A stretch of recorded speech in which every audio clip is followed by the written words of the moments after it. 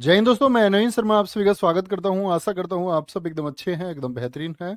एक बार सारे प्यारे दोस्त बताएंगे आप सब कैसे हैं। उम्मीद करूंगा बहुत अच्छे होंगे, बहुत शानदार होंगे। पुष्पांजलि, सुमित, कुमारी काजल मौर्य, उमा शंकर, शाहबाज, अरुण कुमार, नेहा कुमारी, अंकिता, प्रियंका, मोहम्मद फैजान, जुबली, राहुल, अक्षय, सभी प्यारे दोस्तों का बहुत स्वागत है। और प्यारे बच्चे, हम लोग पढ़ रहे थे भारतीय राष्ट्रीय आंदोलन को, और जिसकी प्यारे बच्चे अगली क्लास पे हम लोग चलेंगे अभी। और वो क्लास हमारी शुरू होगी आज की 1875 से। पिछले वाले में हम राष्ट्रीय आंदोलन के बारे में पढ़ रहे थे, कांग्रेस के बारे में हमने जाना था, कांग्रेस के अधिवेशन कहाँ कहाँ हुए, कौन कौन से महत्वपूर्ण अधिवेशन थे। ठीक है, आगे शुरू करें। तो 1875 में एक तो आप लोग याद रखेंगे 1875 का इंडिया लीग, जिसको किसने बनाया था? शिशिर कुमार घोष ने। नेतृत्वकर्ता कौन थे इसके? इसके बाद में आनंद बोस और सुरेंद्र नाथ बनर्जी। आपको पता होना चाहिए, जब बंगाल विभाजन हुआ था 1905 में, तब भी कौन स्वदेशी आंदोलन के लिए कि भाई विदेशी वस्तुओं का बहिष्कार करो, हम लोगों को अपनी ही चीजें अपनानी चाहिए, तो उसका भी नेतृत्व कौन कर रहे थे? सुरेंद्र नाथ बनर्जी। और भारत की स्वतंत्रता के लिए ही एक संस्था काम कर रही थी, इंडिया लीग। ठीक है, अच्छा। फिर जो हम लोग पढ़ रहे थे भारतीय सुधार आंदोलन, जैसे उसमें हमने पढ़ा राजा राम मोहन राय जी के प्रयासों को, ऐसे ही प्रयास किए 1875 गिरगांव मुंबई से 1875 में। आर्य समाज की स्थापना किसने की? दयानंद सरस्वती ने। बचपन का नाम इनके का मूल शंकर था। तो इतना पूछा जाता है दोस्त कि आर्य समाज की स्थापना कब हुई? कब हुई बोलेंगे? 1875 में। और क्या नारा दिया गया? वेदों की ओर लौटो, वेदों की ओर लौटो। पुस्तक कौन सी लिखी इन्होंने? सत्यार्थ प्रकाश। इनके गुरु थे स्वामी विरजानंद, और इनको भारत का मार्टिन लूथर कहा जाता है। जैसे कि मार्टिन लूथर की हम बात करते हैं, मार्टिन लूथर ने क्या किया आपका? अगर हम बात करें अमेरिकी महाद्वीप में लोगों को एक सही मार्ग पर ले जाने का काम उन्होंने किया। और सही मार्ग से मतलब क्या था? सही मार्ग से मतलब था कि पुरानी जो प्यारे बच्चे अंधविश्वास की चीजें थी उनको छोड़ करके आगे बढ़ जाना। जैसे आर्य समाज में आप जानते हैं, आर्य समाज में ही नियम बना था सबसे पहले लड़कियों की उम्र को लेकर के कि उनकी शादी के लिए सबसे कम न्यूनतम उम्र कितनी होनी चाहिए। और जब उस समय पर 24 नियम हुआ करते थे, अभी तो कुल मिलाकर के मतलब 10 नियम के आसपास ही फॉलो करते हैं आर्य समाज में। ठीक है, वेरी गुड जागृति कुमारी, एकदम सही उत्तर है, वेरी गुड। चल जी, आगे आएंगे। तो क्या बोलेंगे? भारत के मार्टिन लूथर कौन कहे जाते हैं? भारत के मार्टिन लूथर कौन कहे जाते हैं? आगे चलेंगे भैया, नेक्स्ट है। इन्होंने बाल विवाह के लिए कार्य किए, और इन्होंने बोला लड़की की एज कम से कम 16 वर्ष। और समझ रहे हैं कब बात कर रहे हैं इसकी? 1875 के आसपास के समय पर प्यारे बच्चे इसकी बात कर रहे हैं। ठीक है, कोई भी दिक्कत, कोई परेशानी बोलेंगे एक बार? बहुत बढ़िया, चलो। और 25 वर्ष इन्होंने क्या की? लड़के की उम्र तय की, लड़के की उम्र। आर्य महिला समाज, आर्य महिला समाज की स्थापना 1833 नहीं 83, 1883, 1883।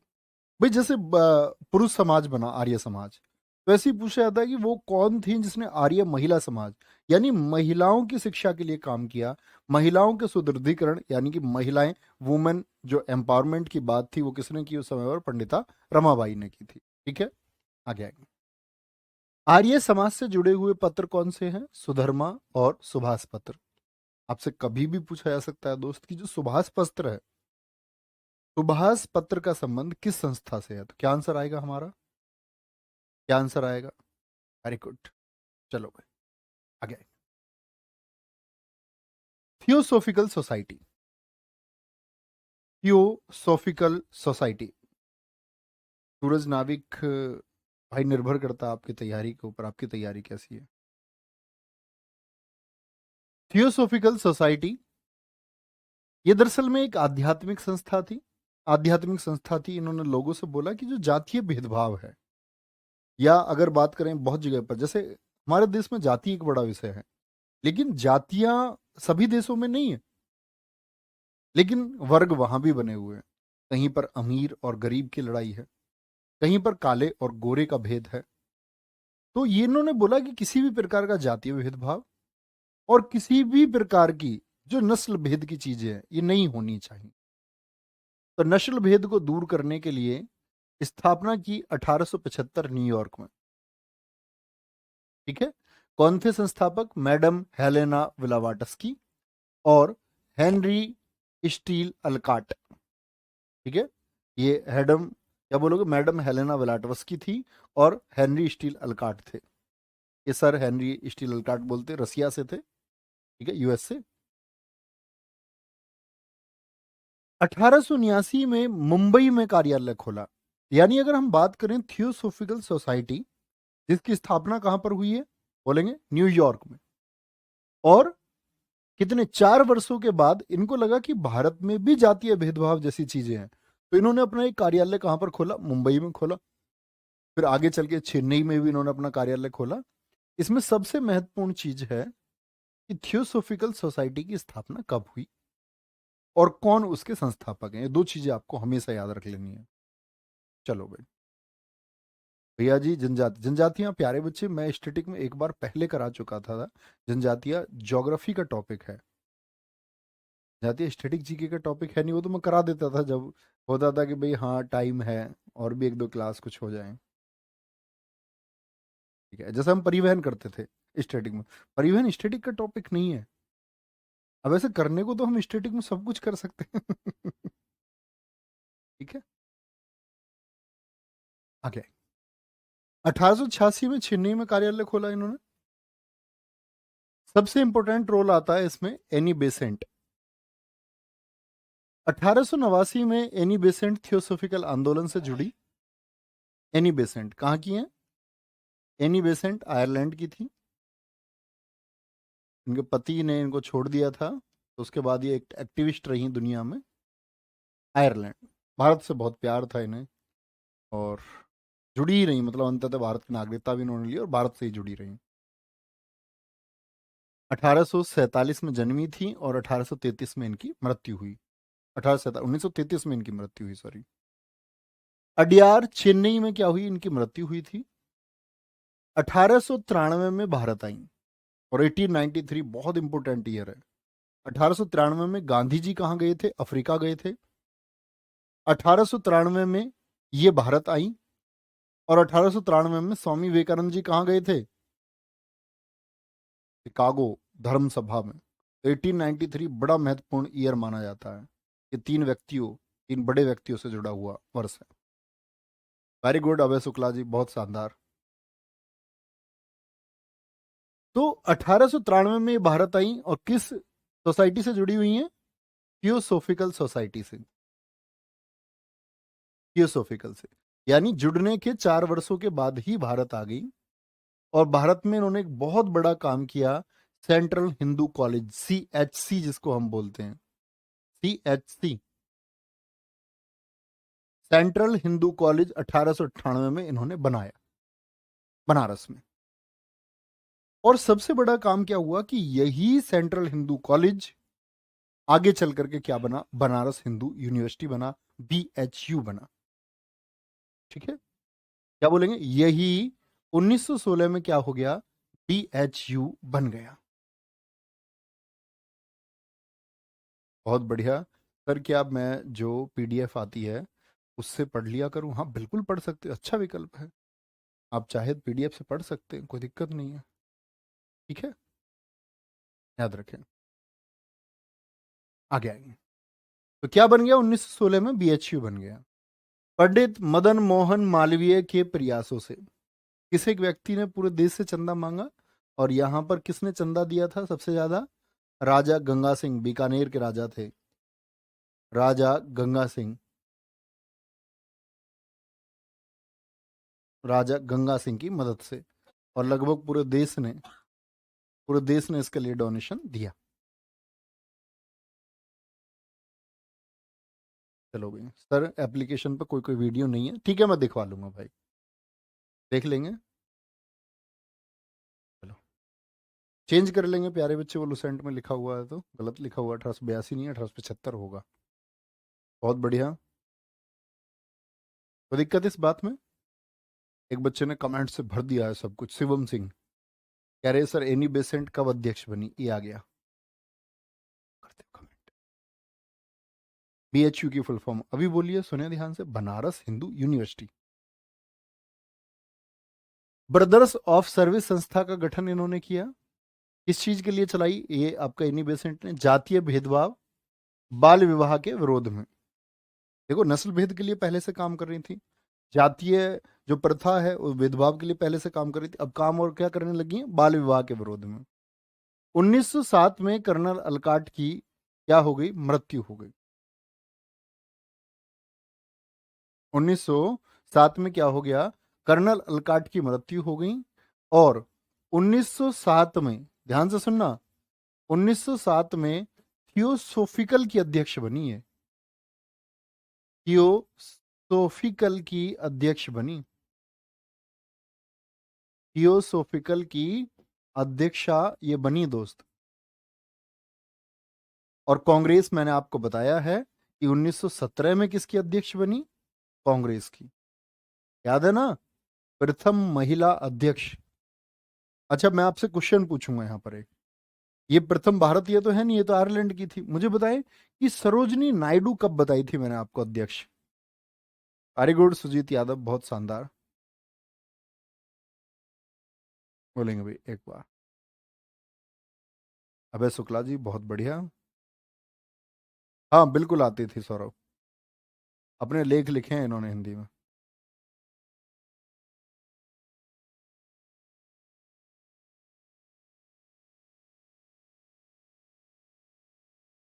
वेरी गुड आलोक कुमार झा जी, बहुत ठीक लिखते हुए।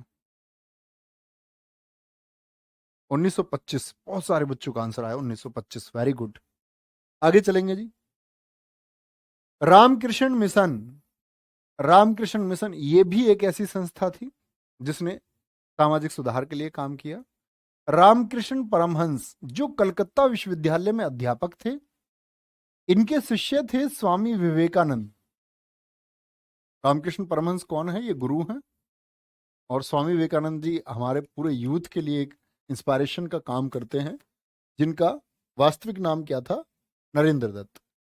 ये इनके गुरुजी हैं रामकृष्ण परमहंस, और ये गुरुजी की पत्नी है। एसएससी ने क्वेश्चन पूछा इनसे, माँ शारदा बोलते हैं इनको, श्री माँ के नाम से भी जाना जाता है, श्री माँ और शारदा माँ। शारदा माँ कौन थी, तो रामकृष्ण परमहंस जी की पत्नी थी, लेकिन इन्होंने कभी इनको अपनी पत्नी नहीं माना, ये इनको देवी मानते रहे। कहते हैं कि इनको माँ काली का रूप इनके अंदर दिखता था, और रामकृष्ण परमहंस को उन लोगों में से एक माना जाता है जिनको भगवान ने दर्शन दिए, साक्षात दर्शन। उन लोगों में से एक माना जाता है किनको, रामकृष्ण परमहंस को, ये अपनी इन्होंने सिद्धियों से ये दर्शन किए। और उन्हीं के शिष्य थे कौन, आपका स्वामी विवेकानंद, जिन्होंने ये बीड़ा उठाया कि अपने गुरुजी की शिक्षाओं को, जो उनके गुरु के उपदेश हैं, जो उनका कथन है, उसको वो दुनिया में सब जगह तक पहुंचाए, कि वो क्या सोचते हैं, क्या होना चाहिए। उसी के लिए इन्होंने फिर दुनिया का भ्रमण किया था, जिसके बारे में हम सिर्फ एक चीज जानते हैं कि विश्व की जो धर्म सभा थी उसमें जाकर के बोले, ऐसा तो था ही, लेकिन उसके बाद ये इतने बिजी हो गए स्वामी विवेकानंद जी, बहुत लंबा जीवन इनका नहीं रहा। स्वामी विवेकानंद जी का अगर हम बात करते हैं, 12 जनवरी 1863 से शुरू होता है, और 4 जुलाई, 4 जुलाई 1902 तक का इनका जीवन था, 39 वर्षों का कुल जीवन रहा। तो जब ये 1893 में गए, कहाँ पर, आपका शिकागो, शिकागो गए, तो उसके बाद जब लोगों ने इनको सुना, जहां पर इनको बोलने का भी थोड़ा सा समय निश्चित था, लेकिन ये बहुत बोले, कहते हैं विश्व का सबसे अधिक लंबा भाषण भी लोग बताते हैं इन्होंने वहां पर दिया। और उसके बाद ये लंदन, ब्रिटेन, इनके इतने अनुयायी हो गए कि लोग इनको हर जगह इनवाइट करते रहे और ये जाते रहे। ठीक है, आगे जानते हो ना, इसी के लिए हम क्या मनाते हैं 12 जनवरी को, मैंने स्टेटिक में आपको बताया था, युवा दिवस। स्वामी विवेकानंद जी जन्म हुआ 12 जनवरी 1863, 11 सितंबर 1893 में शिकागो में विश्व धर्म सम्मेलन में भाग लिया। ये एक वो लाइन है जिससे स्वामी विवेकानंद जी पर सबसे ज्यादा क्वेश्चन पूछा जाता है। ठीक है, बाकी जानने के लिए तो बहुत कुछ है इनके बारे में। बहुत बढ़िया सर जी। पहली महिला 1925 में सरोजिनी नायडू आपने बताई थी। बेटा सुना करो संदीप यादव क्लास ध्यान से। वो प्रथम भारतीय महिला है 1925 में।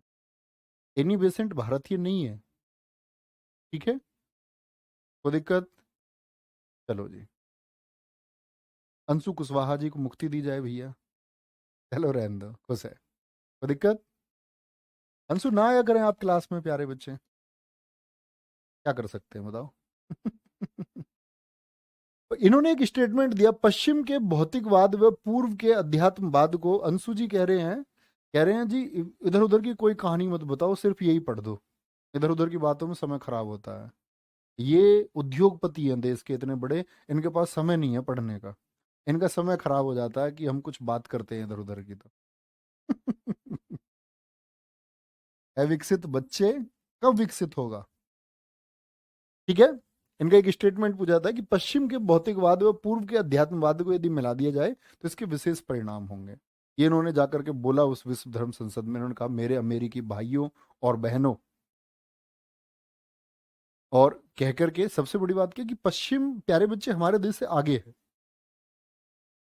अगर आधुनिकता में हम देखें, पहले हमारा देश कैसा था उसके मायने अलग है कि हम किताबों में ये पढ़ते रहे हमारा देश महान था।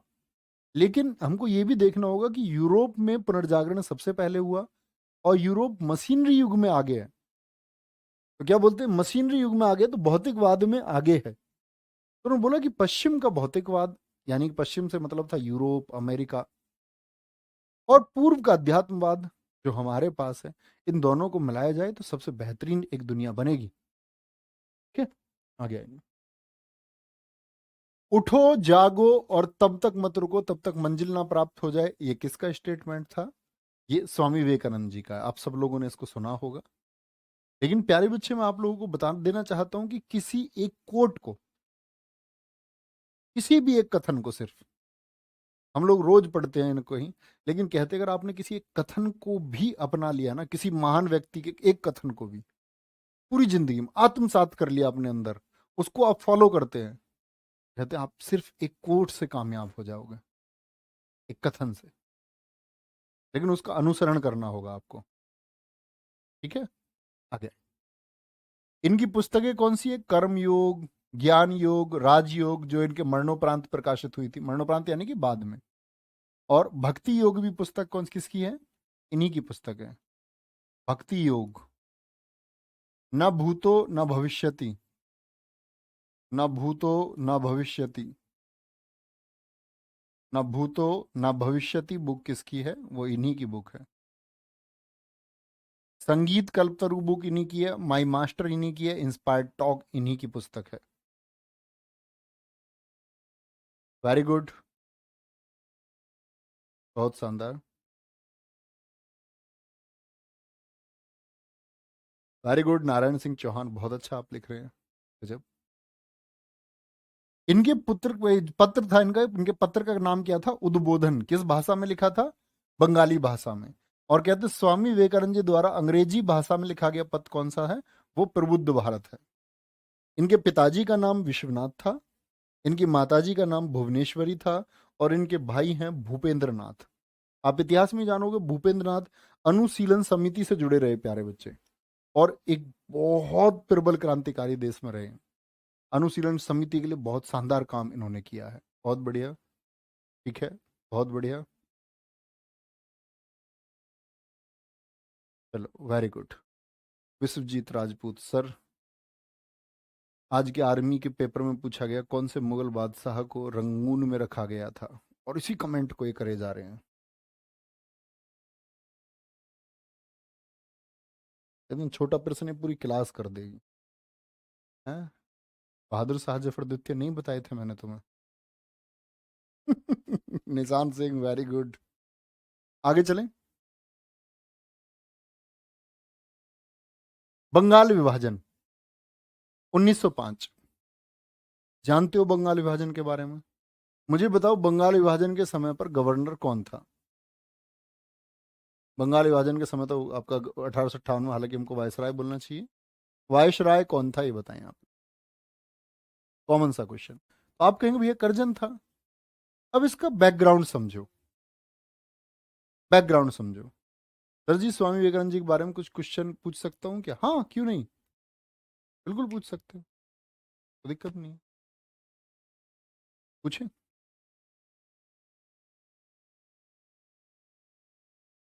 Alok Kumar Ojha, very good. Sir आज प्रैक्टिस सेट होगा क्या 3 बजे? बिल्कुल होगा, क्यों नहीं होगा, आज होगा। सैटरडे तो नहीं हुआ था। तो मैंने बोला पश्चिम बंगाल, वो 18 प्रैक्टिस सेट के लिए मैंने आपसे बोला, वो 18 हम पूरे करेंगे आपकी परीक्षा से पहले, काहे को चिंता करते हो। देखो ऐसे बंगाल है, जानते हो ना, ये कौन सा हिस्सा है बंगाल, इसके 2 हिस्से कर दिए। इस वाले को बोलते हैं ईस्टर्न और इसको वेस्टर्न, ये पश्चिमी है ये पूर्वी है। आप कहेंगे भैया हम भारत को देखते हैं, भारत का पश्चिम ये है, पूर्वी है, और इधर बोलते हैं पश्चिम बंगाल, तो पूर्व में पश्चिम बंगाल कैसे?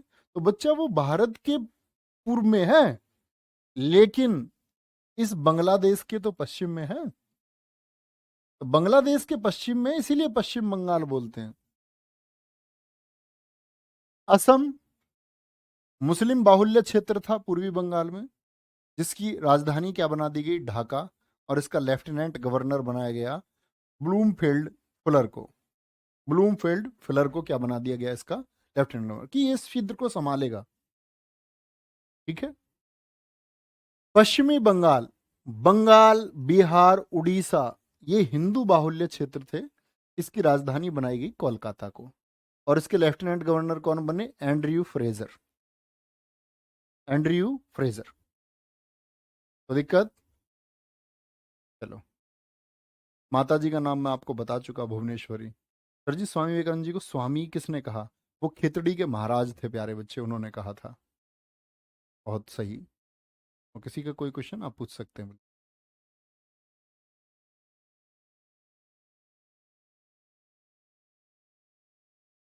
तो स्वामी विवेकानंद और स्वामी दयानंद अलग अलग थे, आप क्लास में नहीं है क्या?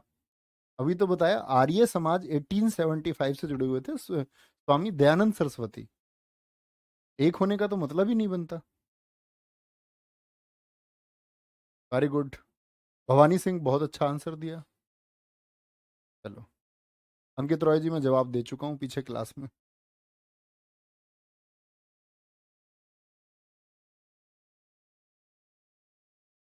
Very good, very good, very good. आगे, देश की कुल आबादी क्या बोलोगे, 40 करोड़ थी उस समय पर, और बंगाल की आबादी कितनी थी, 8 करोड़। यानी कि बंगाल सबसे समृद्ध था, अंग्रेज इसी को पाना चाहते थे, उपजाऊ भूमि इसी की थी, और देश की 20% पॉपुलेशन भी यही थी, जनसंख्या भी यही थी। इसकी घोषणा हुई प्यारे बच्चे कब, आपका 20 जुलाई 1905 को, बहुत जगह 19 जुलाई मिलती है, एकदम से गलत चीज है। लागू हुआ, क्या बोलोगे, लागू, लागू कौन हुआ ये आपका, लागू की डेट लिखना प्यारे बच्चे इसमें, 16 अक्टूबर 1905 लागू हुआ बंगाल विभाजन, 16 अक्टूबर 1905।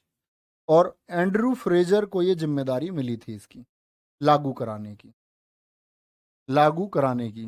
सर जी स्वामी विवेकानंद जी ने शादी क्यों नहीं की? अरे भैया तुमको क्या लेना उस बात से, कोई शादी करे ना करे उनका अपना चुनाव है। तुम ये देखो ना तुम्हारा सिलेक्शन होगा नहीं होगा, ये अगर शादी क्यों नहीं की है। अक्षय चौधरी जी, ये कहा जाता है, सत्य नहीं है, कहा जाता है कि ऐसा कुछ है। चलो, तो स्वामी विवेकानंद जी का बचपन क्या नाम था, अभी बताया नहीं, नरेंद्र नाथ था। आप सो के क्लास देखते हैं क्या? बिल्कुल रवि, एकदम ठीक है। आगे आएंगे, अब ध्यान से पढ़ेंगे, कमेंट बंद करेंगे। दिमाग की उपज किसके की थी, बंगाल विभाजन पूछे, बैडन बर्न। बैडन बर्न याद है, कांग्रेस का अध्यक्ष बना था, वही अंग्रेज है। राज्य सचिव इस समय था secretary of state Risley. Viceroy था इस समय करजन। क्या लक्ष्य था इनका? इनका लक्ष्य था कि भारत को बांट दिया जाए सांप्रदायिक तरीके से, हिंदू और मुसलमान। और जब इन्होंने बंगाल को बांटा, पूर्वी बंगाल और पश्चिम बंगाल बनाए, तो एक तरफ तो ऐसा हिस्सा किया जिसमें मुसलमान ज्यादा हैं और हिंदू कम हैं, ताकि जो बहुसंख्यक है वो अल्पसंख्यकों को परेशान करें, और इधर रख दिए कि आपके हिंदू ज्यादा और मुसलमान कम, ताकि ये उनको प्रताड़ित करें, तो ताकि एक संघर्ष की स्थिति पैदा हो। तो क्या जन्म देना चाह रहे थे? सांप्रदायिकता को जन्म देना चाह रहे थे। 16 अक्टूबर 1905 को बंगाल में शोक दिवस मना, क्योंकि प्यारे बच्चे क्या हो गया, 16 अक्टूबर को बंगाल विभाजन लागू हो गया। ठीक है। राखी दिवस, हिंदू और मुसलमानों ने एक दूसरे को राखियां बांधी, बोले कि भाई ये अंग्रेजी शासन हम लोगों को एक दूसरे से दूर नहीं कर सकता, हम इसी भारत भूमि के हैं। वंदे मातरम गाया गया, और इसी समय पर रविन्द्रनाथ टैगोर जी ने लिखा आमार सोनार बंगला, जो बाद में बांग्लादेश का क्या बना, राष्ट्रगान बना। सुदेश गीतम लिखा गया इस समय तमिलनाडु में, ये लिखा था सुब्रमण्यम स्वामी जी ने। सुदेश गीतम एसएससी CHSL 2021 का पूछा गया क्वेश्चन है। सुदेश गीतम किसने लिखा है? तो किसने लिखा है? सुब्रमण्यम स्वामी जी ने लिखा है, जो तमिलनाडु के थे। बहुत बढ़िया, very good very good. Sachin बहुत अच्छा आप करते हैं। चलो भाई चलें आगे। नेक्स्ट, बंगाल विभाजन के विरोध में, बंगाल विभाजन की मैंने आप लोगों को बोला कि इसकी घोषणा कब हुई, बोलेंगे तो कई बार 19 जुलाई भी मिलता है देखने को, तो 20 जुलाई ऑप्शन नहीं होगा तो आप भी 19 जुलाई चुनेंगे। घोषणा हुई इसकी कब? 20 जुलाई को। तो 20 जुलाई लोगों को पता चल गया कि बंगाल बटेगा, तो लोगों ने विरोध करना शुरू किया इसके लिए अगस्त में। कब से? इसके जो अगेंस्ट लोग गए वो गए लगभग 15 दिन बाद, यानी 7 अगस्त 1905 को कलकत्ता के टाउन हॉल में मीटिंग हुई और स्वदेशी आंदोलन शुरू किया गया। स्वदेशी आंदोलन शुरू किया गया,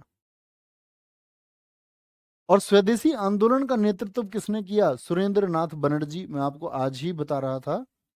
अब मुझे बताओ, जो बच्चा क्लास में ध्यान से सुन रहा था कि इन दोनों ने 1875 में कौन सा संगठन बनाया था, याद है? इंडिया लीग, शिशिर कुमार घोष वाला, उसका नेतृत्व उनके बाद में किसने किया था?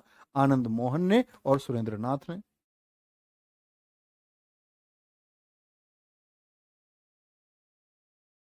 ठीक है, अभय वर्मा वो बहुत जरूरी है।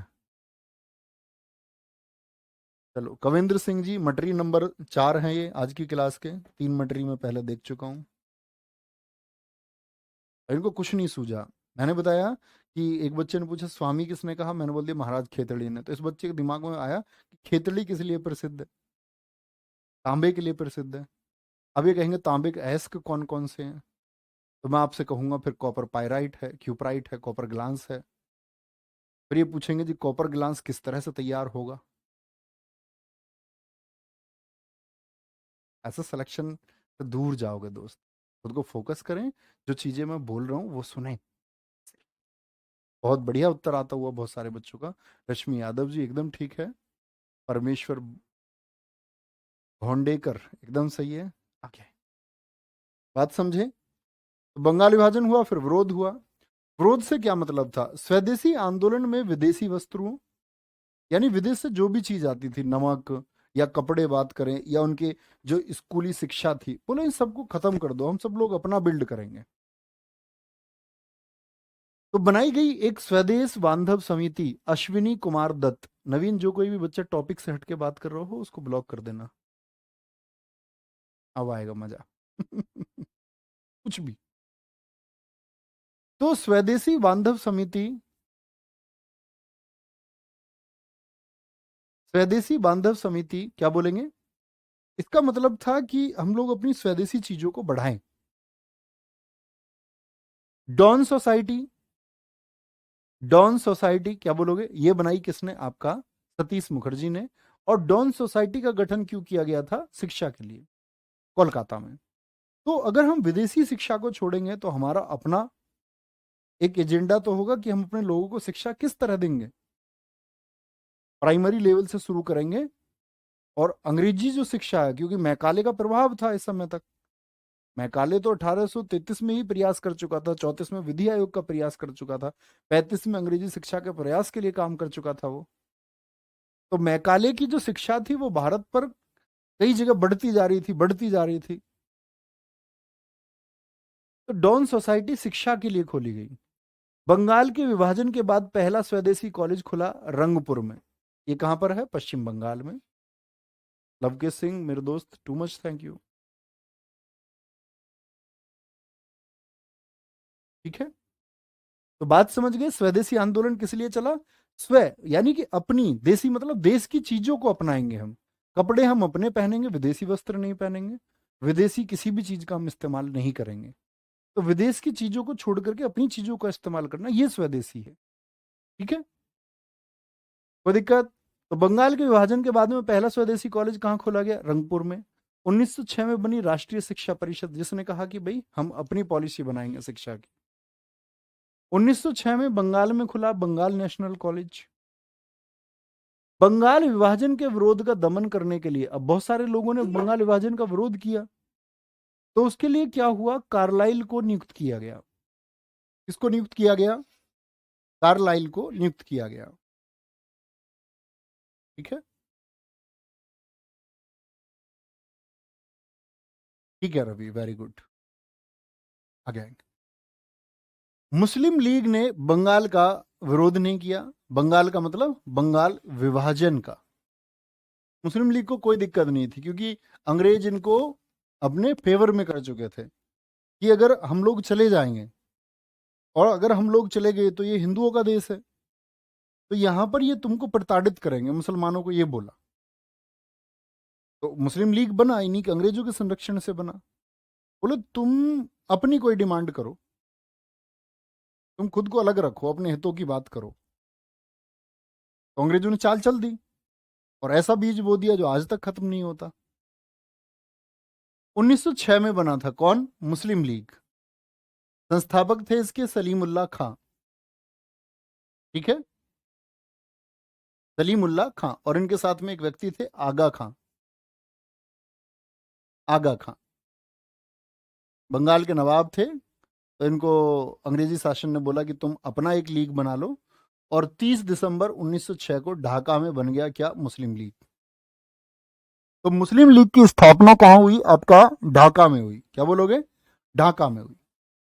इसके पहले अध्यक्ष जो बने वो मुश्ताक हुसैन बने, मुस्ताफ नहीं, मुश्ताक। और जब मुस्लिम लीग बना था तब कौन था? मिंटो था। कौन था? मिंटो था। बहुत बढ़िया सर जी। बंगाल विभाजन नहीं होता तो शायद बांग्लादेश नहीं बनता। फिर बिल्कुल ठीक कह रहे जय सिंह। तो पाकिस्तान ही क्यों बनता? सर मटरी क्या होता है? जो प्यारे बच्चे ध्यान से नहीं पढ़ता और इधर उधर की बात करता है, ऐसी बातें जिनका कोई अर्थ नहीं है, जो एक दूसरी क्लास का बच्चा भी शायद बात ना करे, तो ऐसे बच्चे को हम मटरी कहते हैं। अंकित मौर्य जी को बहुत ध्यान से नहीं समझ में आया, तो उन्होंने बोला सर बंगाल विभाजन हुआ क्यों था। तो हम इतनी देर से दोस्त यही तो बात कर रहे थे कि अंग्रेज क्यों क्यों करना चाहते थे बंगाल विभाजन। ये देखो, ये यहाँ क्या बताया था मैंने आपको? बंगाल विभाजन का लक्ष्य क्या था, उद्देश्य क्या था? सांप्रदायिकता को जन्म देना, है ना? ध्यान से पढ़ा करें। आगे आएंगे जी, कोई दिक्कत? बिल्कुल सही आंसर बोला है पवन Kumar ji, very good very good, बहुत शानदार। ठीक है आलोक कुमार ओझा जी। तो बंगाल विभाजन को 1911 में रद्द भी कर दिया गया। रद्द किया गया अनुशीलन समिति के प्रभाव की वजह से, क्योंकि अनुशीलन समिति, अभी आप आगे पढ़ोगे, उसने इस बंगाल विभाजन के विरोध में बहुत सारे एक्शन किए। कई अंग्रेज अधिकारियों की हत्या उन्होंने की, और मोटो ये की था कि जो तुमने बंगाल को विभाजित किया है, जो तुम बीज बो रहे हो हमारे देश में हिंदू और मुस्लिम का, ये तुमको वापस लेना होगा। तो तीसरे दिल्ली दरबार के टाइम पर क्या कर दिया गया? जॉर्ज पंचम आया, उसने बोला बंगाल विभाजन को रद्द किया जाता है। ठीक है, किसके समय पर? हार्डिंग सेकंड के टाइम पर। 1911 में दिल्ली राजधानी घोषणा की गई। पहले राजधानी भारत की दिल्ली नहीं थी, कलकत्ता हुआ करती थी। तो 1911 में घोषणा की गई, और 1912 में दिल्ली क्या बन गई? राजधानी बन गई। राजधानी बन गई। 1927 में नई दिल्ली शहर बसा और 1931 में नई दिल्ली राजधानी बनी। अब आप कहेंगे भैया दिल्ली नई दिल्ली दोनों अलग चीजें हैं। तो दिल्ली आपसे पूछे राजधानी कब बनी तो 1912, और पूछे नई दिल्ली तो 1912 मत लिख देना मटरी की तरह। तब बोलना कि 1912 में तो नई दिल्ली था भी नहीं, नई दिल्ली शहर तो बसाया गया है दिल्ली के बराबर में 1927 में। तब इसको राजधानी बनाया 1931 में, 1931 में। समझ रहे? 1911 की घटना है, तीसरे दिल्ली दरबार के टाइम की। अब बात करते हैं गांधी युग से पहले की बात। मैंने आपको बताया कि जब बंगाल विभाजन हुआ, कब हुआ था, किस वर्ष में, बोले एक बार? 1905 में। वापस कब लिया गया? 1911 में। तो इसके पीछे जो एक्शन रहे वो किसके रहे? अनुशीलन समिति के रहे। लेकिन ध्यान से, अनुशीलन समिति 1902, मिदनापुर, ये बंगाल की जगह है, ज्ञानेंद्र नाथ बसु ने बनाई इसकी एक शाखा। इसकी जो ढाका शाखा थी वो पुलिन बिहारी दास ने बनाई। हालांकि पुलिन बिहारी दास थोड़ा सा बाद में एक्टिव हुए थे। ठीक है, कोई दिक्कत? ऐसा नहीं है सौरभ। कलकत्ता में प्रेमनाथ मित्रा, सरला देवी और अरविंदो घोष। अरविंदो घोष। तो मिदनापुर शाखा ज्ञानेंद्र नाथ बसु, ये आपको बिल्कुल याद करने की जरूरत नहीं है। ढाका में पुलिन बिहारी दास थे, सिर्फ समझे। प्रेमनाथ मित्रा, सरला देवी, अरविंदो घोष। सबसे बड़े इसमें नाम है अरविंदो घोष जी का। ठीक है, सबसे क्रांतिकारी यही हुए, इन्होंने लोगों को एक दिशा दिखाई। तो इसके सदस्य वीरेंद्र कुमार घोष, भूपेंद्र नाथ दत्त, अविनाथ भट्टाचार्य, इन तीनों ने युगांतर पत्रिका का संपादन किया और लोगों को जागरूक किया अंग्रेजी शासन के खिलाफ। 1906 में यह बांग्ला में जारी होने वाला एक साप्ताहिक था। लोगों को जागरूक करने लगे और एक्शन करने लगे, किसके खिलाफ? अंग्रेजी सरकार के खिलाफ। 1908 में इन्होंने किंग्सफोर्ड पर बम मामला किया। किंग्सफोर्ड दरअसल में एक जज था जो भारतीय लोगों को छोटे से अपराध के लिए भी कठिन सजा देता था, और ये था आपका मुजफ्फरपुर बिहार में। कहां पर था इसकी पोस्टिंग? मुजफ्फरपुर बिहार में। मुजफ्फरपुर में सेशन बनाकर इसको भेजा था। सेशन मतलब सेशन जज होता है, जिसको हम सत्र न्यायाधीश बोलते हैं। तो सेशन जज बन के आया किंग्सफोर्ड और सजाएं देने लगा। तो इस पर अनुशीलन समिति ने कार्रवाई की, बोले इसको सबक सिखाना होगा, इसके ऊपर बम फेंकवाओ। Saurabh Dubey, too much love. 30 अप्रैल 1908 को खुदीराम बोस, सबसे कम उम्र के क्रांतिकारी शहीद हैं भारत के। और इनकी उम्र आप कहीं पढ़ेंगे 16 साल 17 साल, सब वो गलत लिखा होता है। इनकी उम्र थी 18 साल 9 माह। जिनको 11 अगस्त 1908 को फांसी इसलिए हुई क्योंकि इन्होंने किंग्सफोर्ड की गाड़ी पर बम फेंक दिया।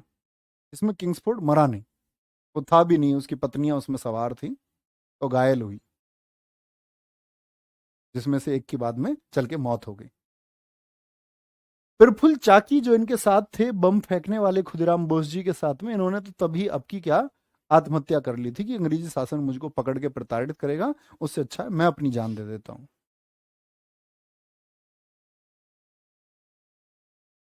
ठीक है, बिल्कुल ठीक लिखा है आपने राजदूत Gope, very good very good. चलो, अलीपुर षड्यंत्र मामला हुआ 1908 में अनुशीलन समिति के सदस्यों पर। इसी को हम आपका मुरारीपुर भी बोलते हैं, मुरारीपुर, या इसी को हम मणिकोटला बम कांड भी कहते हैं। यहां पर एक बम कांड हुआ, ज्यादा सजाएं हुई नहीं वैसे। बम कांड 4 वर्ष तक की सजाएं इसमें हुई, लेकिन पूछा बहुत जाता है। कुल 38 लोग इस मुकदमे में रहे, जिसमें बारिंद्र घोष, अरविंदो घोष और इनके अलावा 37, सॉरी इनके अलावा, अरविंदो घोष के अलावा 37 अन्य लोग थे, यानी बारिंद्र कुमार घोष को भी मिलाए तो 36 अन्य लोग और थे। तो कई बार ये पूछा जाता है कि मणिकोटला बम कांड के मुख्य अभियुक्त कौन थे, तो अरविंदो घोष थे। 1912 में दिल्ली षड्यंत्र मामला हुआ। दरअसल में देखो, इनको पता चल गया कि राजधानी क्या बनाएंगे, दिल्ली बनाएंगे, और अंग्रेज आएंगे तो इन्होंने बोला कि इन पे भी हमला करो, इन पे भी बम मारो फेंक के, तभी जाएंगे देश से। इसके सूत्रधार थे रासबिहारी घोष और इनके नौकर थे बसंत कुमार। ठीक है, बसंत कुमार को कपड़े पहनाए गए, महिला वस्त्र पहन करके ये चांदनी चौक के उस काफिले में शामिल हो गए, जहां पर जुलूस निकल रहा था, बहुत भव्य जुलूस, क्योंकि राजधानी बननी थी, कलकत्ता से दिल्ली राजधानी चेंज होनी थी। तो 1911 में क्या लगा था, तीसरा दिल्ली दरबार। ठीक है, दिल्ली दरबार भी आप पढ़ेंगे गांधी जी के टाइम पे। तीन लगे हैं ये, एक तो 1877 में, एक 1903 में, और तीसरा 1911 में। तो ये बाहर से जो ब्रिटेन का राजा था वो कुछ घोषणा करने के लिए हमारे देश में आता था, इसी को दरबार बोलते हैं। वायसराय हार्डिंग द्वितीय कौन था इस समय पर, हार्डिंग सेकंड, जब देश की राजधानी बदली है। अन्य व्यक्ति थे जो इस दिल्ली षड्यंत्र मामले में थे, मास्टर अमीचंद, अवध बिहारी और बाल मुकुंद गुप्त, जिनको सजाएं हुई, इसमें फांसी हुई है। तो जब ये हाथी निकला, हाथी पे सवार था हार्डिंग सेकंड, इसकी घरवाली भी हाथी पर बैठी हुई थी, एक महावत बैठा हुआ था, महावत यानी कि जो हाथी को चलाता है। तो भीड़ में से पहुंच गया बसंत कुमार, लोग देख रहे थे ऐसे खड़े होके चांदनी चौक में। बसंत कुमार ने बम मारा फेंक के एकदम से, और फट जाना था हार्डिंग द्वितीय को, बच गया, लेकिन जो हाथी चला रहा था महावत, वो मारा गया। तो बाद में इन लोगों को पकड़ा गया और फांसी दी गई, मास्टर अमीचंद, अवध बिहारी, बाल मुकुंद गुप्त। इंडिया हाउस, जिसको भारतीय स्वशासन समिति कहा गया, ये लंदन में खोला 1905 में, इसी दौरान की बंगाल विभाजन के दौरान घटनाएं हैं। श्यामजी कृष्ण वर्मा ने, शर्मा नहीं, श्यामजी कृष्ण वर्मा, और इसी इंडिया हाउस में रहे थे आपका लाला हरदयाल, जिन्होंने क्या बनाई थी, गदर पार्टी। अच्छा, आप लोग मुझे बताएं गदर पार्टी का हेडक्वार्टर कहां था।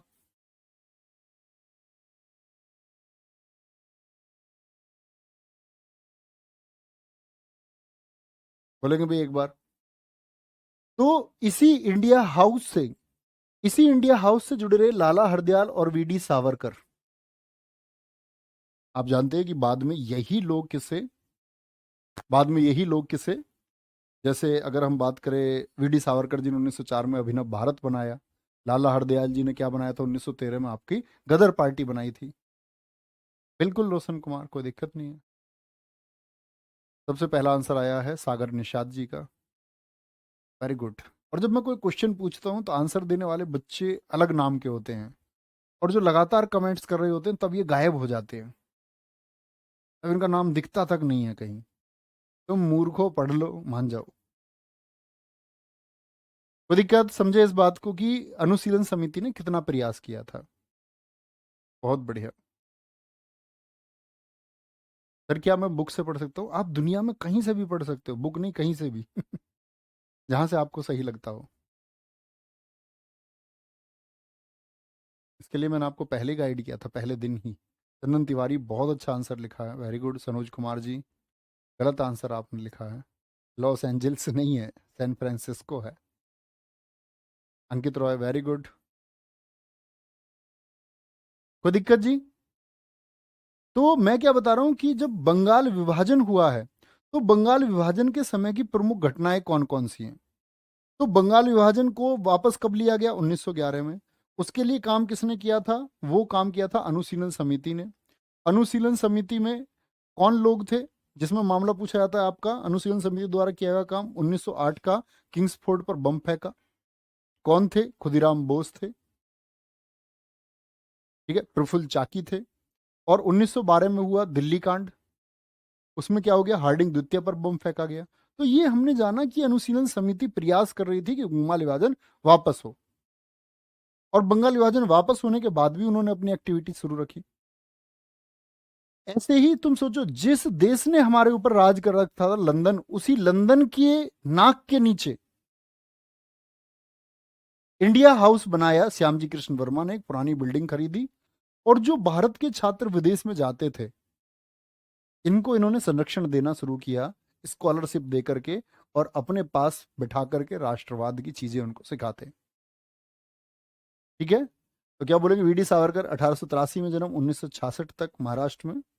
और पहली बार वीडी सावरकर वो व्यक्ति हैं जिन्होंने हिंदुत्व शब्द का लेखन में प्रयोग किया आधुनिक लोगों में। अभिनव भारत, ये किनके बारे में पढ़ रहे हैं हम? सावरकर जी के बारे में पढ़ रहे हैं। तो सावरकर अभिनव भारत और मित्र मेला 1904 में इन्होंने बनाया। बंगाल विभाजन से पहले की बात है, भारत की आजादी के लिए गठित संगठन। विकास Pandey ji, very good.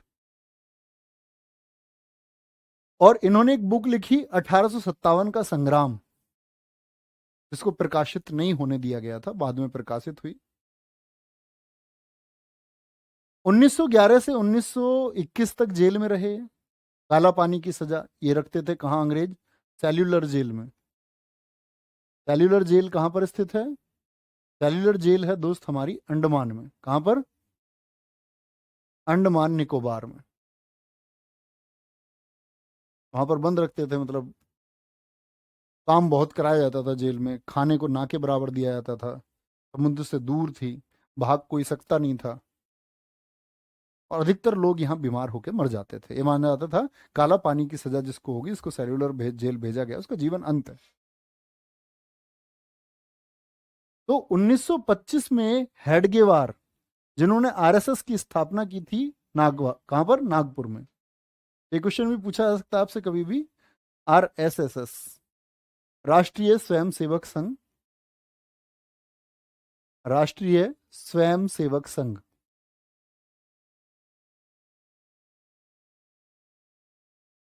RSS की स्थापना कब हुई? 1925 में। किसने की थी?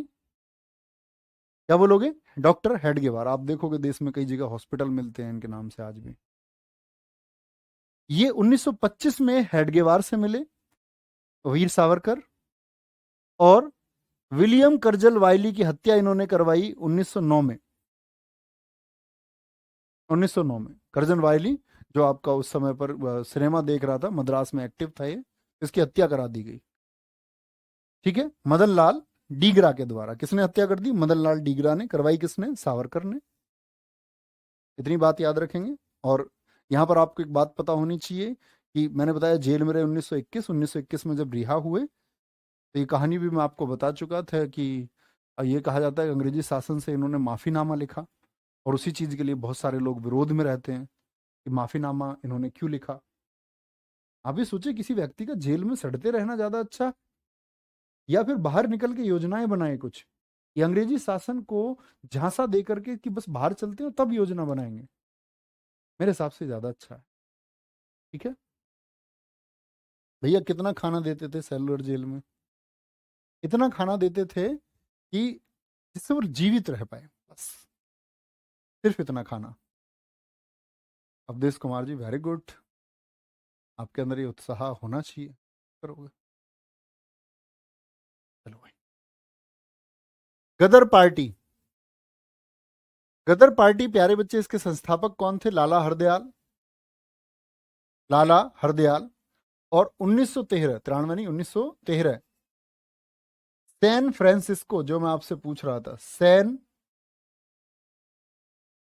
फ्रांसिस्को, जो कहां पर स्थित है? अमेरिका में। इसकी इन्होंने गदर पार्टी की स्थापना की। दरअसल में क्या था प्यारे बच्चे, 1914 से 1918 फर्स्ट वर्ल्ड वॉर शुरू होने वाला था। तो इन लोगों को पता था कि फर्स्ट वर्ल्ड वॉर में ये जो ब्रिटेन है, इसको सैनिकों की जरूरत पड़ेगी। तो सैनिक कहां से लेगा? ये भारत से लेगा। तो ये बोले कि हम भारत पर उल्टा दबाव बनाएंगे कि पहले हमको मुक्त करो, पहले हमारी स्वतंत्रता की बात करो, तब हम तुम्हारे साथ लड़ेंगे। तो गदर पार्टी इसको बोलते भारतीय क्रांति की जननी। अब भैया अमेरिका में इतनी दूर क्यों? अमेरिका में इतनी दूर इसीलिए क्योंकि प्यारे बच्चे, यहां पर वो लोग थे जो कनाडा में सेटल थे, तो वो नजदीक थे, और इन लोगों के पास पैसा था, जिसमें कुछ सैनिक वहां जाकर के बिजनेसमैन बन गए, कनाडा में, अमेरिका सेटल हो गए थे, या फिर कुछ आपका उद्योगपति, इन सबको मिला लिया गया। बोले भारत के लिए हम लोगों को लड़ना है। और ये प्रशांत महासागर पर पड़ता है अमेरिका, इसीलिए इसको प्रशांत महासागर का हिंदी संघ कहा गया। हिंदी संघ क्योंकि हिंदुस्तान के लिए लोग बात कर रहे थे। तो किसी भी पार्टी की, प्यारे बच्चे, स्थापना और उसके संस्थापक हमेशा आपकी परीक्षा के लिए बहुत जरूरी है। इसमें कौन थे? पंजाब के किसान थे, भूतपूर्व सैनिक थे। लाला हरदयाल इसके अध्यक्ष नहीं थे, ये बात आप लोगों को याद रख लेनी है कि गदर पार्टी के अध्यक्ष कौन थे? सोहन सिंह भाकना थे जो इसके अध्यक्ष थे। सोहन सिंह भाकना। देवेंद्र मौर्य जी बड़े आराम से पढ़ते रहे। उपाध्यक्ष कौन थे इसके? केशर सिंह थतगढ़। और लाला हरदयाल जी के पास कौन सा पद था? तो आप कहेंगे महामंत्री। 1913 में इसी पार्टी के द्वारा चलाई गई मैगजीन थी गदर मैगजीन। गदर मैगजीन, जिसको किस भाषा में, प्यारे बच्चे? उर्दू भाषा में। फिर इसको पंजाबी में लाया गया और पंजाबी के बाद इसको हिंदी में। गदर मैगजीन कहां से छपती थी? युगांतर आश्रम से। और नारा क्या था इनका, गदर पार्टी का? जंग दा होका। जंग दा होका बोलेंगे भाई, नोट कर लेंगे आराम से अच्छे से।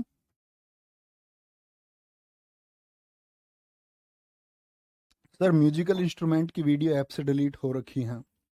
नवीन दिखवाना भाई, ये नोट कर लो उसको कागज में। हाँ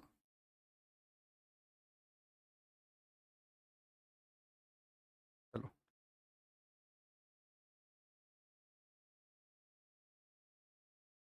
सर उस समय नौ ये सैनिक कहाँ थे? सैनिक, प्यारे बच्चे, ईस्ट इंडिया कंपनी में हुआ करते थे। ईस्ट इंडिया कंपनी भारत में सेना नहीं रखती थी, उसी के सैनिक ही हुआ करते थे। हरि सिंह, आप शायद ध्यान से सुन नहीं रहे होंगे, ये मानसिक क्षमता पर निर्भर करता है। चलो। हाँ बिल्कुल समीर चौधरी, वेरी गुड। ठीक है, आगे आएंगे। होम रूल आंदोलन। देखो, जब, प्यारे बच्चे, हमारा चला था 1913 में गदर आंदोलन, तो गदर आंदोलन चल रहा है फर्स्ट वर्ल्ड वॉर से पहले। अब फर्स्ट वर्ल्ड वॉर में अंग्रेजों को हमारी जरूरत पड़ी। गांधी जी देश में आ चुके थे।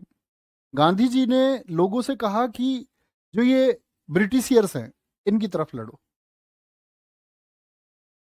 क्योंकि ब्रिटिशियर्स ने वादा किया है कि ये युद्ध जीतने के बाद हम आपको स्वतंत्र कर लेंगे। इसीलिए अंग्रेजों ने गांधी जी को क्या कहा? भर्ती कराने वाला सार्जेंट। गांधी जी ने भर्ती करवाई अंग्रेजों के लिए। तो ये होम रूल आंदोलन था। इन्होंने कहा नहीं, बाद में स्वतंत्र नहीं, अभी बीच में करो ना, हम और ज्यादा पावर के साथ आपके साथ लड़ेंगे। होम रूल आंदोलन 1916। भारतीयों को वे अधिकार मिले जो Canada, Australia, New Zealand, south Africa में अंग्रेजों ने दे रखे हैं। देखो, कनाडा में अंग्रेजों का राज था, ऑस्ट्रेलिया में अंग्रेजों का राज था, न्यूजीलैंड में था, और साउथ अफ्रीका में है। आपने पॉलिटी में एक टर्म पढ़ी होगी, डोमिनियन स्टेटस। तो इन देशों को डोमिनियन स्टेटस दे रखा था और भारत को डोमिनियन स्टेटस नहीं था। तो बोले ये लोग कि भाई हमको भी बीच में सारे अधिकार दो। दो लोगों ने चलाया है होम रूल आंदोलन, हमेशा पूछा जाता है, दोनों इंपोर्टेंट है। सबसे पहले अप्रैल में 1916 में, और फिर सितंबर 1916 में। पहले चलाया तिलक जी ने, गंगाधर, क्या बोलोगे, बाल गंगाधर तिलक जी ने, पुणे में। और एनी बेसेंट जो भारतीयता के साथ जुड़ चुकी थी, उन्होंने इसको चलाया सितंबर में। कहां पर? मद्रास, यानी कि चेन्नई में। तो होम रूल कितने ने चलाया है? खुद ने।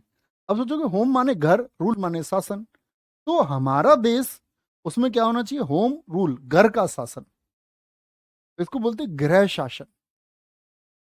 हमारा देश, अंग्रेज हमारे लिए कायदे क्यों बनाए, नियम क्यों बनाए? हम खुद बनाएंगे।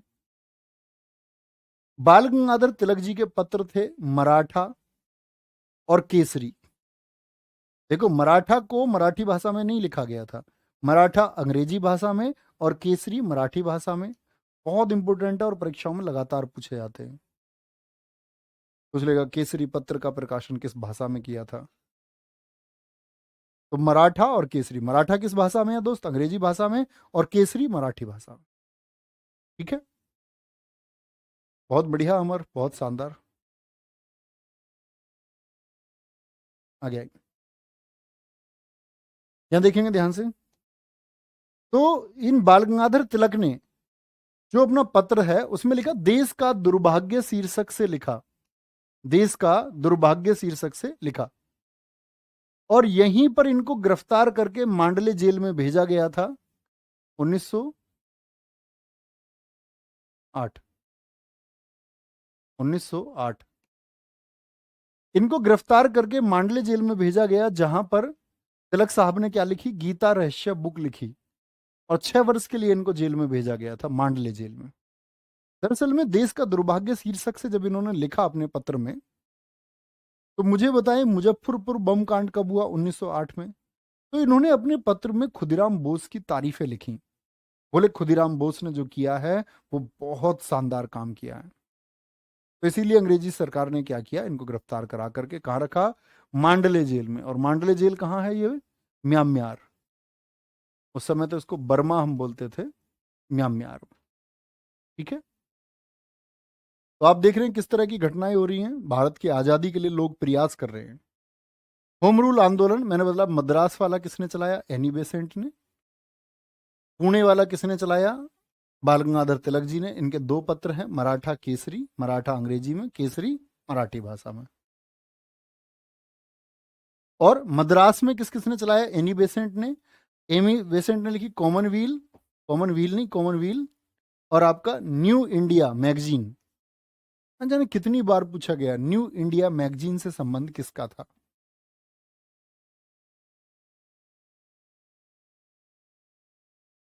बहुत बढ़िया राजेश यादव जी, थैंक यू।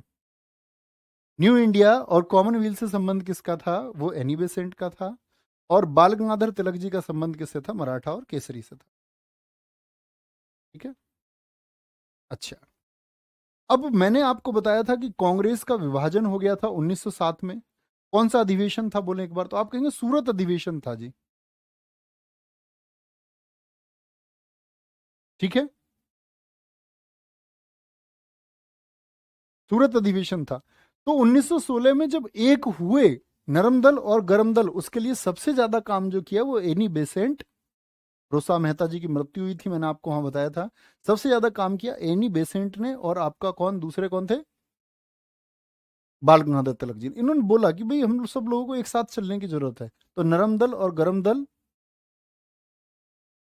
नरम दल और गरम दल एक हो। तो 1916 में गरम दल कांग्रेस में मिल गया और मुस्लिम लीग भी एकजुट हो गया। मुस्लिम लीग एकजुट क्यों हो गया, क्योंकि 1912-13 के बाल्कन युद्ध तुर्की का साथ देने से इनकार कर दिया था अंग्रेजों ने, जबकि अंग्रेजों ने इनको भी वादा किया था। जो तुर्की से युद्ध हुआ, तुर्की को इन्होंने वादा किया था अंग्रेजों ने कि जब बाल्कन कंट्रीज के साथ तुम्हारा युद्ध या कभी कुछ ऐसी स्थिति बनेगी तो हम तुम्हारा साथ देंगे। तो ये मुस्लिम समझ गए कि ये जो मुस्लिम लीग 1906 में इन्होंने हमसे बनवाया है, भविष्य में ये हमारा साथ दें, इस बात की कोई गारंटी नहीं है। सर मांडले जेल बर्मा में थी। हाँ, बर्मा म्यांमार को ही बोलते हैं भैया, पुराना नाम है उसको। करते नहीं हो क्या क्लास तुम ध्यान से सारी। नरमपंथी फिरोज शाह मेहता की मृत्यु इस समय तक हो गई थी। तो एक कारण तो ये था कि ये गरम दल के विरोधी व्यक्ति थे फिरोज शाह मेहता। एक तो इनकी मृत्यु हो गई, और साथ में क्या हो गया, इन्होंने प्रयास किया और मुस्लिम लीग को भी ये उदाहरण दिया गया कि अंग्रेजों ने तुम्हारा साथ दिया नहीं, यानी तुर्की में नहीं दिया तो यहां भारत में ही क्यों देंगे। कहने की बात है ये सारी घटनाएं हुई और नरम दल और गरम दल एक हो गए 1916 में। 1917 में दोनों होम रूल एक हो गए, यानी कि पुणे वाला भी और मद्रास वाला भी। दोनों ने बोला अलग अलग से अच्छा हम एक साथ सारी फंक्शनिंग करते हैं। 1920 में गांधी जी ने अखिल भारतीय होम रूल संघ बनाया। गांधी जी इस समय देश में आ चुके थे और इसके अध्यक्ष बने। बाद में ये होम रूल लीग भी किस में मिल गया, कांग्रेस में मिल गया। बहुत बढ़िया, मणिपाल सिंह जी ने लिखा है, अंबिका चरण मजूमदार 1916, रमदल प्लस कलमदल प्लस मुस्लिम लीग। और ठीक लिखा है बच्चे आपने। पूर्णिमा यादव जी एकदम सही उत्तर है आपका। अभय वर्मा जी आपका भी आंसर एकदम सही है। बहुत गजब, बात को समझे। आप लोग जानती है गरम दल में कौन कौन नेता थे, आपका लाला लाजपत राय, बाल गंगाधर तिलक, विपिन चंद्र पाल। तो इनके बारे में भी एक बेसिक नॉलेज हमको होनी चाहिए। बाल गंगाधर तिलक, ये इनका जीवन है यहां से लेकर के यहां तक। ये महाराष्ट्र में गणित के अध्यापक थे, और जो आज देश में जाति प्रथा है उसको ये सही मानते थे। इनका कहना था कि जाति जो व्यवस्था है जो बटी हुई है वो सही तरीका है। इनका उपनाम था भारतीय क्रांति का जनक। किसने कहा है? नेहरू ने कहा है। आधुनिक भारत के निर्माता किसने कहा है? गांधी जी ने कहा है। किसने कहा है? गांधी जी ने कहा है।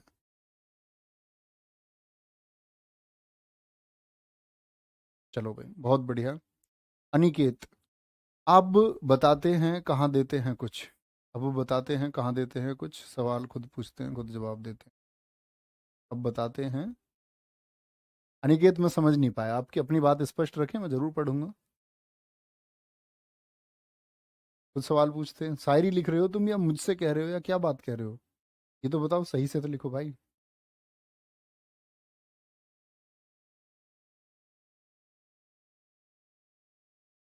हिस्ट्री लगभग एक वीक में हम खत्म कर लेंगे। ठीक है? एक वीक में, एक वीक से पहले ही हो जाएगी। इन्हीं का उपनाम क्या है प्यारे बच्चे? लोकमान्य है। रोज हम 2 घंटे पढ़ रहे हैं, बहुत पढ़ा जाता है प्यारे बच्चे 2 घंटे में, बहुत। 1.5 घंटे पढ़ेंगे, किस दिन 1.25 घंटे पढ़ेंगे, किस दिन 1.25 घंटे, किस दिन 2 घंटे पढ़ेंगे पूरे। लोकमान्य हिंदी भाषा एवं देवनागरी लिपि के प्रचार के लिए इन्होंने काम किया है, बाल गंगाधर तिलक जी ने। लाला लाजपत राय जी, इनको पंजाब केसरी, पंजाब का शेर बोलते हैं, 1865 से लेकर के 1928। जब स्कॉट के द्वारा लाठियों का प्रहार होगा, जब साइमन कमीशन का विरोध ये करेंगे, तब इनकी मृत्यु हो जाएगी। इन्होंने साइमन कमीशन का विरोध किया। साइमन कमीशन का विरोध, साइमन कमीशन जिसको हम क्या बोलते हैं? White man commission. दरअसल में आपने एक चीज पढ़ी होगी, 1919 के मॉन्टेग्यू चेम्सफोर्ड सुधार पढ़े हैं या नहीं? यस और नो? व्हाइट मैन कमीशन ये आया था 1919 के, उस मॉन्टेग्यू चेम्सफोर्ड सुधार की जांच कर रहे हैं। अब इसमें 7 सदस्य थे, भारतीय कोई था नहीं, तो सब लोगों ने ये विरोध किया कि भारतीयों के सुधार की बात की जांच होनी है तो भारतीय तो शामिल होने चाहिए।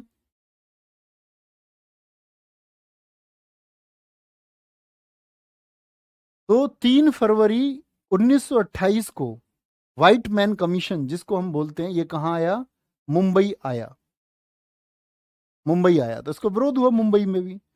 30 अक्टूबर 1928 को लाहौर पहुंचा, और लाहौर में, जिसमें इसमें के 7 सदस्य थे, इसमें व्हाइट मैन कमीशन में, तो लाहौर पहुंचा तो विरोध किया लाला लाजपत राय जी ने। विरोध करने वाले लोगों में बहुत सारे लोग थे, नेहरू जी भी वहीं मौजूद थे, सरदार भगत सिंह जी उसी भीड़ का हिस्सा थे। तो अंग्रेजी शासन ने क्या किया, यहाँ पर स्कॉट जो था, सुपरिटेंडेंट ऑफ पुलिस, उसने लाठियां बरसाई। लाठियां बरसाई गई, तो बोलेंगे लाठियां बरसाई गई और इनकी जान चली गई। तो साइमन कमीशन के विरोध में लाला जी की मौत हो गई। सुपरिटेंडेंट ऑफ पुलिस यहाँ पर स्कॉट था, जिसने आदेश दिया था लाठियां चलाने का। मृत्यु हो गई इनकी 17 नवंबर 1928 को, लाठियों की वजह से। अस्पताल में भर्ती रहे और कुछ समय बाद मारे गए। एएसपी सैंडर्स, एएसपी था इस समय सैंडर्स, इसने भी लाठी मारी। और यहां पर स्टेटमेंट लिया गया सरदार भगत सिंह जी, चंद्रशेखर आजाद जी के द्वारा कि 1 महीने के अंदर लाला जी की मौत का बदला लेंगे। और 17 नवंबर को इनकी मौत के बाद 17 दिसंबर 1928 को इनकी मौत का बदला लिया गया। किस किस ने बदला लिया? भगत सिंह, राजगुरु, सुखदेव, इन्होंने जाकर के सैंडर्स को गोली मार दी, जो क्या था? असिस्टेंट सुपरिटेंडेंट ऑफ पुलिस था। लाला लाजपत राय जी की बुक कौन कौन सी है? अनहैप्पी इंडिया, पत्र है तरुण भारत, और यंग इंडिया। यंग इंडिया को कई बार हम समझते हैं कि सिर्फ गांधी जी ने बाद में आके इसका संचालन संभाला है। बिल्कुल रवि, एकदम से ठीक है, सबसे कम उम्र के शहीद हैं। तो दिक्कत इस बात में, ये लाला जी के बारे में बात हुई। अब आते हैं 1923 के विशेष अधिवेशन पर। अच्छा, गांधी जी के लिए मैंने कई बार बताया है, चोरी चोरा कांड कब हुआ? चोरी चोरा कांड, ये आप लोगों को पता होना चाहिए, तब ये चीजें हम कल समझ पाएंगे। तो आप लोगों को पता होना चाहिए कि गांधी जी ने असहयोग आंदोलन चलाया 1920 में, बोले एक साल में हम मुक्ति देंगे। लेकिन 4 फरवरी 1922 को जब चोरी चोरी हुआ तो गांधी जी ने असहयोग आंदोलन वापस ले लिया। वापस ले लिया तो देश का बहुत सा वर्ग उनके खिलाफ हो गया। तो 1923 का जो विशेष अधिवेशन था दिल्ली वाला, उसमें गांधी जी की नीतियों पर प्रश्न चिन्ह लगाए कि गांधी जी की नीतियां सही नहीं है, और गांधी जी गिरफ्तार भी हो चुके थे इस समय तक, क्योंकि चोरी चोरी कांड का मुख्य अभियुक्त सरकार ने उनको माना और 6 वर्ष की सजा भी दी। बताओ, कुछ बच्चों को पढ़ना ही नहीं होता। कुछ बच्चे अभी भी 5 फरवरी बताते हैं। मैं इनको आज तक 10 बार ये डेट बता चुका हूँ कि 5 फरवरी सही डेट नहीं है। अभी भी कई बच्चे आज भी 5 फरवरी लिख रहे हैं। दुर्भाग्य की बात है। और फिर यही बच्चे हैं जो कहीं भी जाकर के बोलेगा, भैया जी मुझको इतिहास समझ नहीं आता। तुमको बेसिक नॉलेज होनी चाहिए। सरकार से तुम ये चाह रहे हो कि पेपर पास करके सरकार तुमको पूरी जिंदगी तनख्वाह दे, और तुम बेसिक चीजें जानते नहीं हो, तो बाकी चीजें कैसे समझ आएंगी? कहाँ रहते हो यार तुम पढ़ाई के टाइम पे भाई? राव शिवम सिंह जी, विपिन चंद्रपाल का कोई बहुत बड़ा योगदान नहीं है। विपिन चंद्रपाल पहले नरमपंथी थे, फिर गरमपंथी हो गए। जब अंग्रेज उनके पीछे लगे, उनको परेशान किया, फिर से नरमपंथी हो गए वो। ऐसे विपिन चंद्रपाल थे। 1922 गया अधिवेशन, इसके अध्यक्ष कौन थे? चितरंजन दास। उपाध्यक्ष थे मोतीलाल नेहरू। इन्होंने भी कांग्रेस से खुद को अलग कर लिया और 1923 में स्वराज पार्टी बनाई। ठीक है। छात्र वर्ग, जो उसको स्कूल जाने से गांधी जी ने रोक दिया था, इसने अपना बोले हम अंग्रेजों से खुद लड़ेंगे, HRA बनाया। क्या बनाया? Hindustan Republican association. Hindustan Republican association इन्होंने बनाया, जिसके संस्थापक कौन बने? सचिंद्र सान्याल, नरेंद्र मोहन, प्रतुल गांगुली, प्रतुल, राम प्रसाद बिस्मिल, योगेश चंद्र चटर्जी। सचिंद्र सान्याल इसको बाद में राम प्रसाद बिस्मिल को ही सुपुर्द करके चले गए थे। और ये स्थापना कहाँ हुई थी? भारतीय प्रजातांत्रिक संघ, HRA की, कानपुर में 1924 में। ये सब लोग कौन थे? ये सब लोग छात्र थे। कोई दिक्कत? ठीक है सुनील कुमार। अच्छा, और कौन कौन कौन सदस्य हैं इसके जो बाद में जुड़े थे? चंद्रशेखर आजाद थे, राम प्रसाद बिस्मिल थे, अशफाक उल्ला खां थे। अशफाक उल्ला खां। HRA की एक मैगजीन थी रिवॉल्यूशनरी। उन्होंने गांधी जी को कहा कि ये स्थिति के आधार पर भेष बदल लेते हैं, और अपनी कही हुई बातों पर, कहते कथनी और करनी में अंतर नहीं होना चाहिए, अपनी बातों पर खुद ही फिर मुकर जाते हैं। छद्मवेशी महात्मा गांधी को इन्होंने कहा था। छद्मवेशी मतलब कि बहरूपिया। जो इनकी मैगजीन है, चंद्रशेखर आजाद, राम प्रसाद बिस्मिल, इन सब लोगों की। HRO के सदस्यों ने काकोरी एक्शन को अंजाम दिया। मैंने प्रैक्टिस सेट में भी आपको काकोरी एक्शन समझाया, क्योंकि इन लोगों को फंड की जरूरत थी अपनी ऑर्गेनाइजेशन को चलाने को, तो इन्होंने ट्रेन पर हमला कर दिया। 9 अगस्त 1925, ये डेट बहुत इंपॉर्टेंट है, ये मैं तुमसे पूछूंगा भारत छोड़ो के समय। सहारनपुर से जो लखनऊ जाने वाली गाड़ी थी, जिसका नाम था 8 डाउ ट्रेन, इस पर इन्होंने हमला किया और कुछ धन इनको मिला वहां से। 4 लोगों को फांसी हुई काकोरी एक्शन में। ठाकुर रोशन सिंह, राजेंद्र लाहिड़ी, अशफाक उल्ला खां और राम प्रसाद बिस्मिल। बोले एक बार, ठाकुर रोशन सिंह, अशफाक उल्ला खां, राजेंद्र लाहिड़ी, और आपका चौथे कौन थे? राम प्रसाद बिस्मिल। चंद्रशेखर आजाद यहां से क्या हो गए? फरार हो गए, हाथ नहीं आ पाए अंग्रेजों। चलो भाई, अनिकेत जी का प्रश्न आ चुका है। आप बताने कहाँ देते हैं? कुछ खुद सवाल करते हैं और खुद ही जवाब देते हैं। टाइम दीजिए 20 सेकंड। अच्छा, मतलब आप ये कहना चाहते हो कि मैं आपसे क्वेश्चन पूछूं तो आपको 20 सेकंड का टाइम दूं, फिर जवाब ना दूं मैं खुद? फिर आपका आंसर आएगा। तो नहीं होता दोस्त। जब हम क्वेश्चन पूछते हैं ना, अगर आपको पता है, आपको उत्तर 1 सेकंड में आ जाएगा। समझ रहे हो? और अगर मैंने उत्तर बता भी दिया तो तुमको तो पता है, तुमको ये पता था या नहीं पता था। और तुमको अगर ये पता है कि तुम ये उत्तर जानते हो, तो फिर क्यों ही तुमको चिंतित होना है। और आप ये सोचते हो कि मैं प्रश्न पूछ के आपको कमेंट में लिखने का इंतजार करूं, तो कमेंट 2 मिनट डिले होता है हमेशा। आपके जो कमेंट्स मुझे दिखेंगे वो 2 मिनट बाद दिखेंगे। तो ऐसे तो मैं बोलूंगा 2 मिनट बाद इसमें दिखेगा, 30 सेकंड रुकने के लिए आप कह रहे हैं, तो इसका मतलब आप भी एक मटरी हैं। समझ में आई तुम्हें मेरी बात में क्या बता रहा हूँ? ठीक है। 1928 में एचआरए का नाम बदल करके एचएसआरए कर दिया गया। एक शब्द एस जुड़ा इसमें, एक शब्द एस जुड़ा। हिंदुस्तान सोशलिस्ट, और ये सरदार भगत सिंह जी ने ये शब्द को जुड़वाया। Hindustan socialist republican association, republican association, HSRA. कहाँ बना था ये? फिरोजा शाह कोटला मैदान, जिसको अब अरुण जेटली स्टेडियम कर दिया गया है। हाँ बिल्कुल ठीक लिख रहे हैं अनुराधा।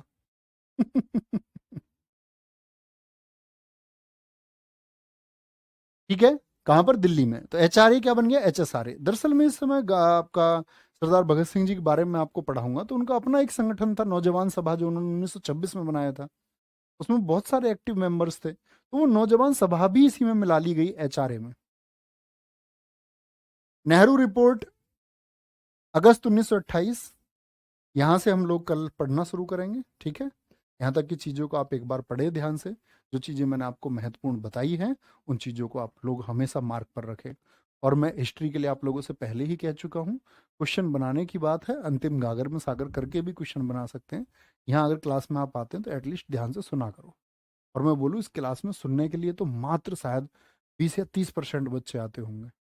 किसी की दिक्कत ये है कि उसकी एप्लीकेशन नहीं चल रही है, किसी की दिक्कत है मेरी बुक कैंसिल हो गई है। कैसे बढ़ोगे रे? कैसे तुमने जो सपने देखे हैं कैसे प्राप्त करोगे इनको ऐसे? कहानियां सुन के कि रिक्शे वाले के बच्चे ने आईएएस परीक्षा निकाल ली, तुम ये सोचते हो कि तुम भी निकाल लोगे? वो ऐसे बच्चे नहीं है दोस्त। वो पता कैसे पढ़ते हैं? टीचर है मधुकर कोट में, ऐसे इतिहास पढ़ाते हैं वो, टिक टिक टिक टिक टिक स्लाइड ऐसे बोलते रहते हैं बस। इस बच्चे को अपने नोट्स बनाने होते हैं, वो खुद बना लेता शॉर्ट नोट्स। कहते हैं होशियार बच्चे को बहुत ज्यादा समझाने की जरूरत नहीं है। और जो खुद ही नहीं समझना चाहता, जिसको यही दिक्कत है जी, मैं ये कर लूँ, मैं वो कर लूँ, मैं कह रहा इस बैच से मेरा सीजीएल तैयार हो जाएगा। अरे पहले भैया इस परीक्षा को तो पास कर ले, सीजीएल बाद में निकाल लेना। तुमको जब ये परीक्षा दोगे तो पता चल जाएगा खुद ही तुम्हारे अंदर कितना दम है। और जब एमटीएस ही नहीं निकाल पाओगे तो फिर सीजीएल का कैसे सोचोगे? नहीं, जिसकी तैयारी कर रहे हो पहले उस परीक्षा को निकालो। इतना गाइड किया जाता है तुम लोगों को, तुम होगी कमेंट्स बंद नहीं होते तुम्हारे। कुछ भी लिख रहा है कोई, कह रहा है कि कल अतीक अहमद मारा गया, बताओ तुम्हारा क्या लेना देना? सरकार अपना काम कर रही है। क्यों नहीं पढ़ते हो भैया? पढ़ा करो प्लीज। पैर पकड़ू तुम्हारे, पढ़ लिया करो। जिस दिन रोगे ना बैठ करके अकेले में, तब याद आएगा काश में पढ़ लेता। और तब कुछ सुधार नहीं हो सकता, अवस्था चली जाएगी ये। तो पढ़ लो प्लीज, कर लो मेहनत भाई। ध्यान रखो, बाय बाय, टेक केयर, जय हिंद जय भारत, मिलते हैं कल। Thank you.